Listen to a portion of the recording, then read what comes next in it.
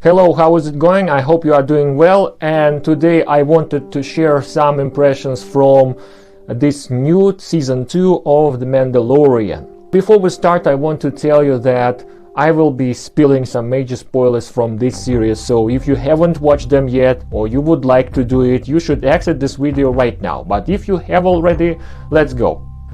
First of all, I want to pay attention to some of the things that look different in this season compared to the first season. Usually, when it's about Star Wars, people have certain expectations when they watch something, let it be animated series or films, not talking about Mandalorian, because the show was a really big success and everybody knows that.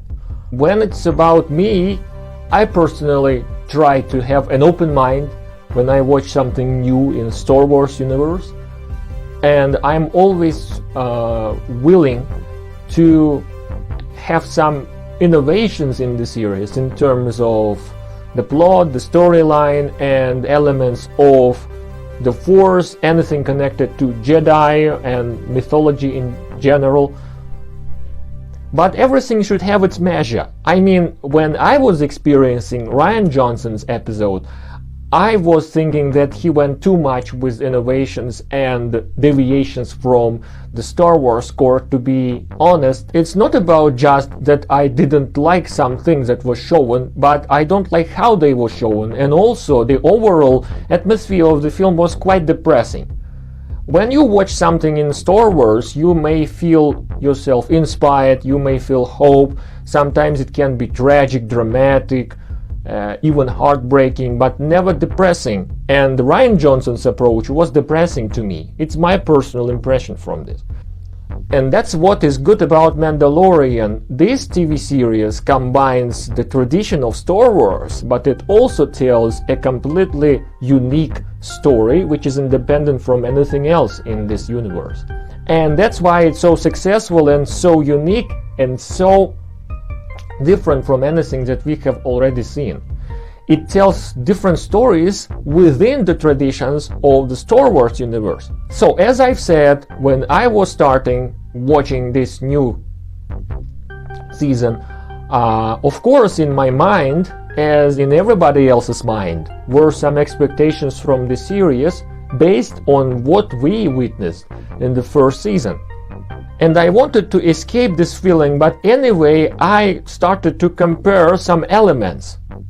And I came to conclusion that there were some changes in the character of Mandalorian, and the reasons are that we no longer accept him as someone invincible or indestructible, as we know his backstory, his life, his personal things.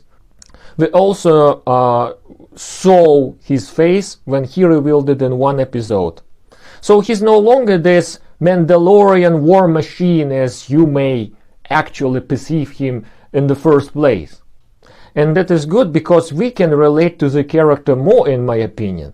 And the season 2 starts this, display of his vulnerabilities. The fact that he can be hurt and he cannot manage everything always, And it works for the plot because it shows that Mandalorian doesn't necessarily have to do everything on his own. He has some friends. I mean, these X-Wing pilots and also Mandos, other Mandos that were revealed in the last episode. They help him, they assist him. So he gets a lot of friends in this world.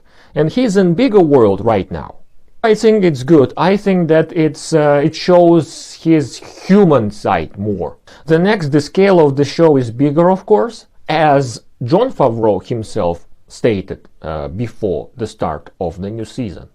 These giant monsters and creatures and scary things around. Finally, about the episode 3, if you have watched it, I think that you were very inspired and very excited right now.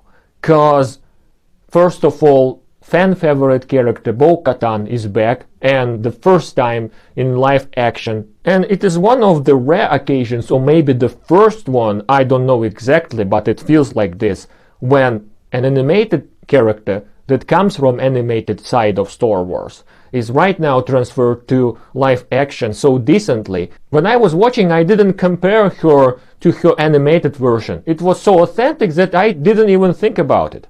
And it's all the core of George Lucas's vision when he was making Clone Wars back in the day. He wanted it to be the integral part of the whole Star Wars saga, which is actually so. It wasn't the show aimed at some audience like teenagers or something. It was the part of the whole story and had the same importance, and now we see it. Bo-Katan is back because it fits in Mandalorian universe quite nicely. And the second big reveal, and I think that many people, many viewers have a sigh of relief, Ahsoka Tano will be in this show, and when, it's another question. I guess that many people were worried about that because there were so many rumors circulating on the internet, probably since the end of the season 1 of Mandalorian. And I was worried myself because I didn't know how she would fit into this, but when you think about the child and his Jedi abilities, Ahsoka Tano is a very, very nice fit into this. She deserves that because this character, she grew up with viewers and they really love her. It was profitable for Lucasfilm and also very pleasing for fans because fans really love Ahsoka and she has a lot of connection to Anakin Skywalker. I think that you remember that she played a major role in Clone Wars Season 7 and she could even stop Anakin from turning to the dark side, but of course she couldn't because of the circumstances and because it would ruin the whole plot of the whole story. I'm a little bit concerned about the future of Mandalorian himself because he is a great character on his own and I hope it will stay so in the series and other characters will be just guests. Don't get me wrong, I want to see them, but in their own standalone series it would be really great. The fact that Ahsoka is revealed right now and Bo-Katan is here already, it shows you how much attention Dave Filoni and Jon Favreau and the whole team pays to the whole Star Wars. As some viewers may see animated side of Star Wars insignificant, but it's really significant. If you look at the storylines and everything, they are treated the same way as films, and even the Clone Wars Season 7 looks like a complementary content to the Revenge of the Sith episode, which works because it fills so many plot holes and questions from viewers, and in terms of telling the story it's a very cohesive decision, and it also fits other characters very nicely like Captain Rex and Ahsoka Tano. That's why I've always said that it should all work together, so now it works together, and I think that many viewers, many fans, and everybody who loves Star Wars, they were expecting this for a long time, and finally it is happening. And I have an open mind. I do not have a lot of expectations because they actually most of the time ruin the impression. So I'm an open mind. I am willing to see some new stuff, and that's just exciting. So let's look forward to the new series and see what these adventures will be. Thank you very much for watching. So stay safe and see you later then.